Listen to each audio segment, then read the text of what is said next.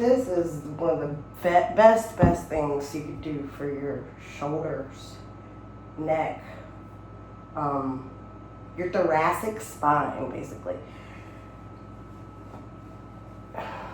And, I wanted to say a few things that I didn't say the other day in the other video. Please go follow someone who can teach you the proper techniques and stuff, because this part really isn't educational. I'm just showing you the things that I do daily, that I've been doing daily for years, that has really helped me. It's helped my mind, my body, and my soul. So,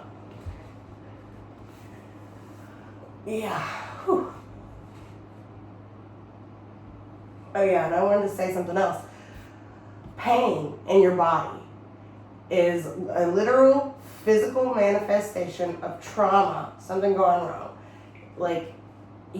And the result of unhealing it is cancer and stuff like that. It is really very important that you listen to your body.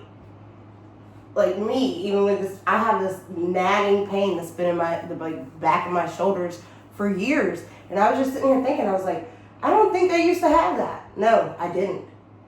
So what am I saying? Listen to your body. What it's telling you is that part that's hurting, it has something directly to do with your chakras. And I know I used to think this was woo-woo stuff too, but I'm literally going through it right now. This area that is hurting, literally across my chest, in the middle of my back, and my neck. My neck, it's because I've been constricted. My voice has been constricted. Do you understand what I'm saying? Physical pain is a manifestation of something you are holding in. It really, really is. And once you get in alignment with the universe, you tell your truth, you do whatever you gotta do, it starts going way better than you could ever imagine, because you're now in alignment with the universe and what it wants you to do. The universe, it don't say no. So whatever you're thinking to yourself, or like, for example, I was stuck in that job and I was like, oh, I'll never find another job that'll pay me better. I was getting paid like $18 or something, and fighting for raises. I was telling myself, that's why I didn't leave that job, because I was afraid I wasn't going to be able to find another one that'll pay me better. And guess what? That's what the universe gave me. It gave me more years of that job that didn't pay me very well.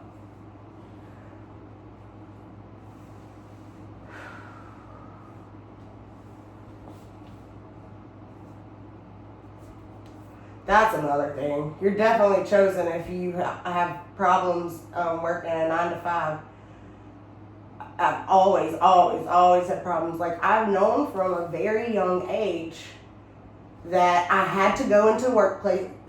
For me to survive and not get fired, I had to go into workplaces and basically stay small. Because if I spoke up, I was a target instantly, every time.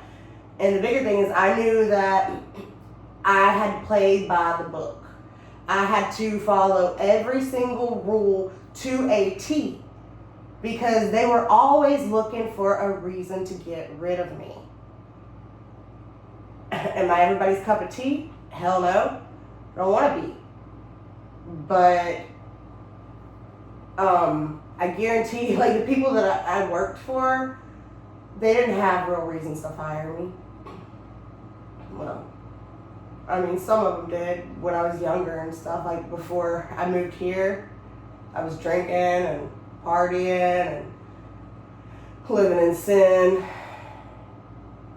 But yeah, I had a best friend. She was my boss at a shelter, and then she created her own rescue, and I went and worked for her there. So technically she fired me a few times for good reasons because I was late and, coming in late all the time. But she rehired me. But yeah, so I've just always known that I have to play the rules. I have to follow, even though everyone else can get away with breaking rules, I knew I couldn't. And this is another revelation. I got fired from my job of 9 years.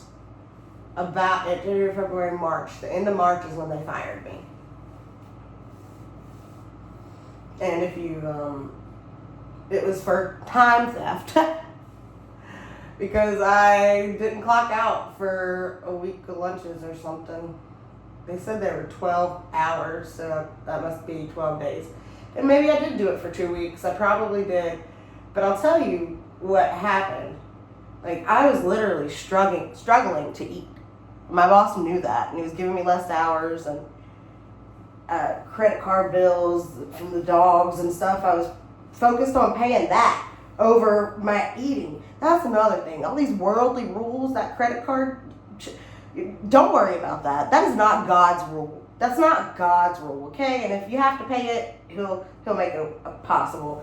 But looking back now, I'm just like, I could barely feed myself, and I was worried about paying a damn credit card company. So yeah, there was a week. Well, no, first of all, there was this girl that she always took her break. I mean, she never clocked out for her break. And her last day, I remember she did it again. And somebody told me, they were like, yeah, she always gets away with it. And I was like, shit, I could use a few extra hours on my check. So yeah, I didn't clock out for my lunches for at least a week or so, 2 weeks, I guess.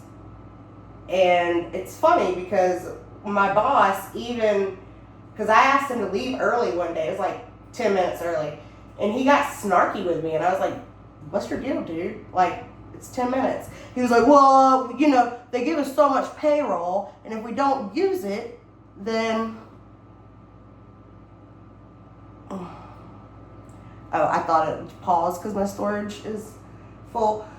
He's like, if we don't use it, then they won't give us as much payroll the next year. And so I was like, okay. And that was the second week. I was like, yeah, I'll forget clock out for these two. But see what happened, I didn't plan on doing it forever. What happened is I actually forgot to start doing it. And then my uncle passed away, and I went out of town, and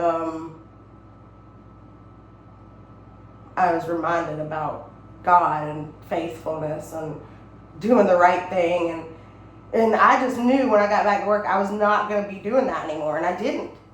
Because, I mean, even though people can get away with it, it was wrong. It was wrong, right? Well, yeah, it was I don't know, it was maybe a few weeks later when they pulled me in the meeting with HR and was like, we've noticed a pattern.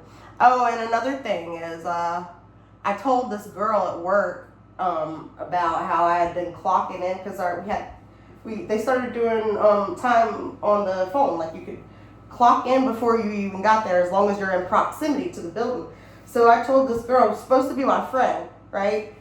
We were talking about clocking in and out one day, and she said she forgot, and I was like, I clock in when I come around the back of the building because I know that's where the office is and that it'll be in range.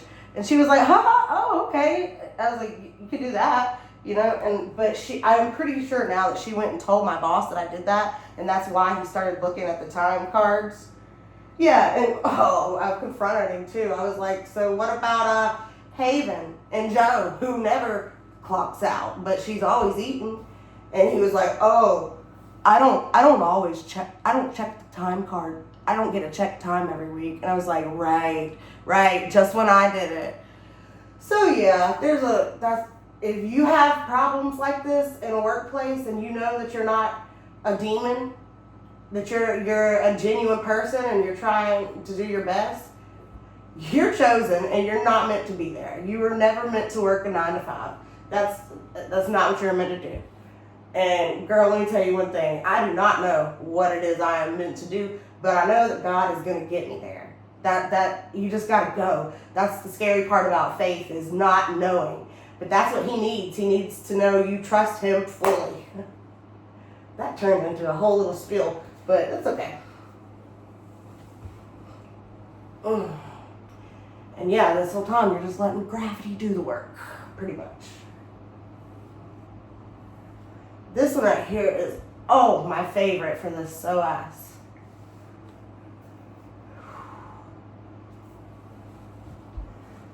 I had been doing DoorDash and like Spark orders for a few months.